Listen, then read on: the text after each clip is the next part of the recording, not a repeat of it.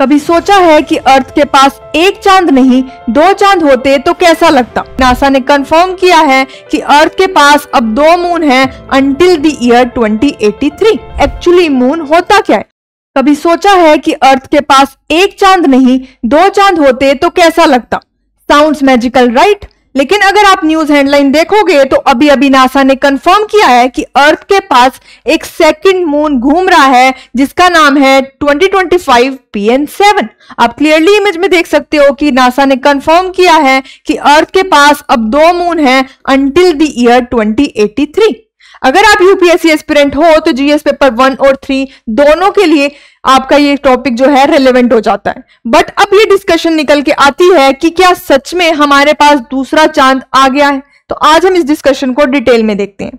सबसे पहले ये डिस्कशन करने से पहले कि क्या हमारे पास दूसरा मून आ गया है, आपके मन में क्वेश्चन उठ रहा होगा कि एक्चुअली मून होता क्या है। हम कैसे डिसाइड करते हैं कि स्पेस में जो ये बॉडी है वो अर्थ का मून है या नहीं है। तो पहले ये समझने की कोशिश करते हैं एक्चुअली में रियल मून होता क्या है।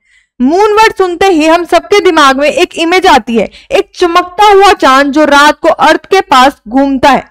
और साइंटिफिकली अगर हम डेफिनेशन देखें मून की तो एक नेचुरल सैटेलाइट होती है। मून जो है अर्थ की नेचुरल सैटेलाइट है। इसका मतलब है कि ऐसी बॉडी जो डायरेक्टली ऑर्बिट करती है प्लेनेट को। मतलब अगर ये अर्थ है तो ऐसी बॉडी जो इसके आसपास चारों तरफ घूम रही है, राउंड लगा रही है, ऑर्बिट करती है, उसे हम मून कह सकते हैं। ये पहला क्राइटेरिया है। दूसरा, जो ग्रेविटेशनली बाउंड होती है, मतलब जो हमारा रियल मून है वो अर्थ के साथ ग्रेविटेशनली बाउंड है, दूसरी condition. And the third condition ही वो टुगेदर मूव करते हैं कि अर्थ और मून टुगेदर मूव करेंगे और सन का चक्कर लगाएंगे। जैसे जैसे अर्थ सन का चक्कर लगा रही है, और अभी हमने देखा पहली कंडीशन में कि मून जो है अर्थ का लगाएगा और जैसे जैसे अर्थ सन का लगाएगी तो मून सन का भी लगाएगा। अगर ये 3 कंडीशन फुलफिल होती हैं तो हम कह सकते हैं कि ये जो स्पेस में ऑब्जेक्ट है वो जो है नेचुरल सैटेलाइट है अर्थ का, मतलब कि वो मून है। अब रियल मून जो हमारा है वो ये तीनों कंडीशन को फुलफिल करता है।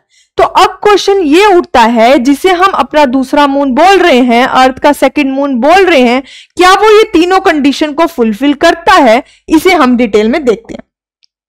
ये आयरनी यहीं पर निकल के आती है बिकॉज 2025 PN7 जिसे हम अर्थ का सेकंड मून बोल रहे हैं वो जो है रियलिटी में एक मून नहीं है। लेकिन अगर ये मून नहीं है तो हम इसे मून क्यों बोल रहे हैं और नासा भी इसे मून क्यों बोल रहा है? एक्चुअली में तो ये एक टाइनी एस्टेरॉइड है जो बस 18 से 36 मीटर का है, एक छोटी सी बिल्डिंग जितना।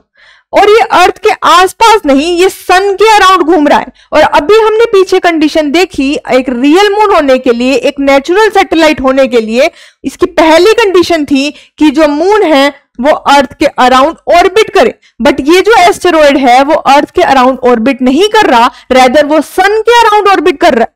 तो फिर हम इसे सेकंड मून क्यों बोल रहे हैं, इसे समझते हैं।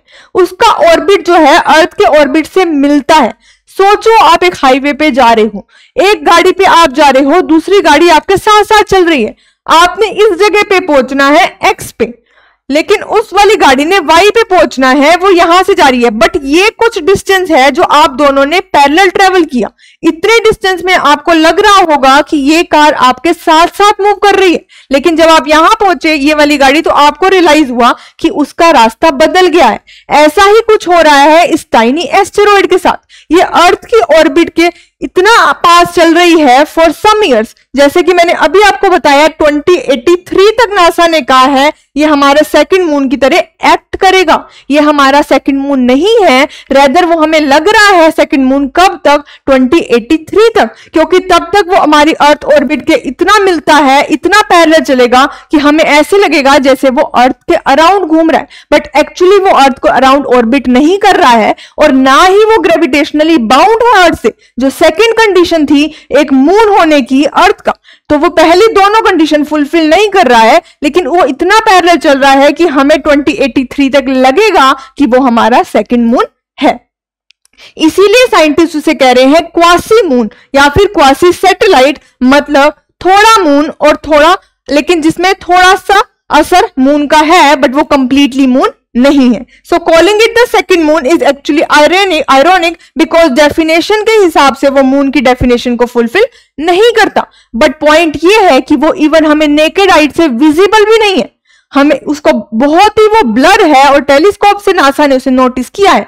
तो जब वो हमें विजिबल भी नहीं है और वो एक्चुअली हमारा रियल मून भी नहीं है, तो नासा इतना इंटरेस्टेड क्यों है उसमें?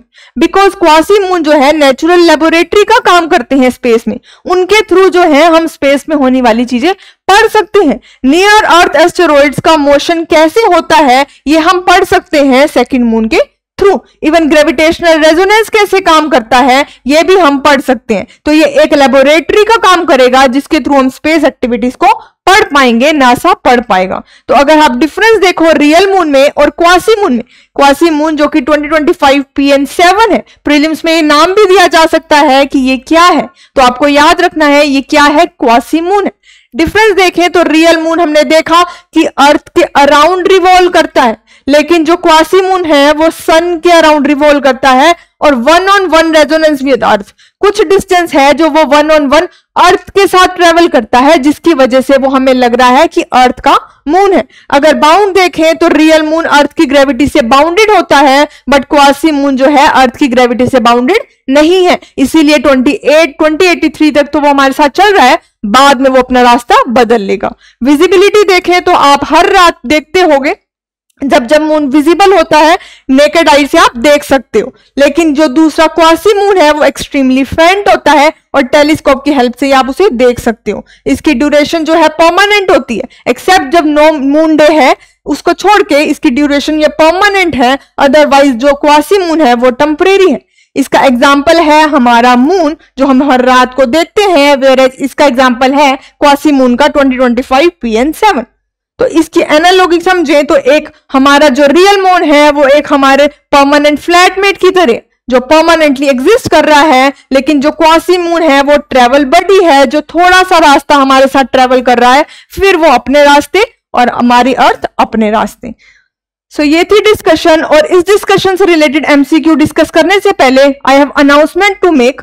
अगर आप UPSC 2026 या 2027 की तैयारी कर रहे हो तो करियरविल IAS के इस टाइम सबसे लोएस्ट प्राइसेस पे कोर्सेज चल रहे हैं जिनको आप इजीली इनरोल कर सकते हो। अगर आप इन्हें इनरोल करोगे you will get access to recorded lectures as well as live sessions. इसमें आपको टेस्ट सीरीज भी मिलेंगी for both prelims and mains, and even you will get the quality study material. So अगर आप इंटरेस्टेड हो तो आप हमारे हेल्पलाइन नंबर पे कॉन्टेक्ट कर सकते हो।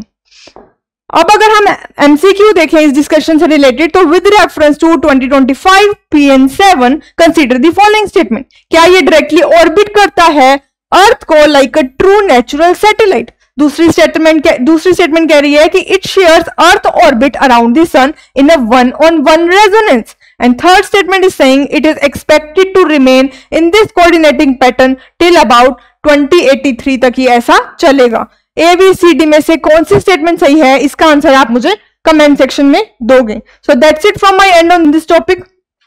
Don't forget to join the Telegram channel of Careerwill IAS because ये वन स्टॉप सोल्यूशन है आपकी UPSC प्रिपरेशन का। जल्द ही मिलते हैं अगली डिस्कशन के साथ। Till then take care.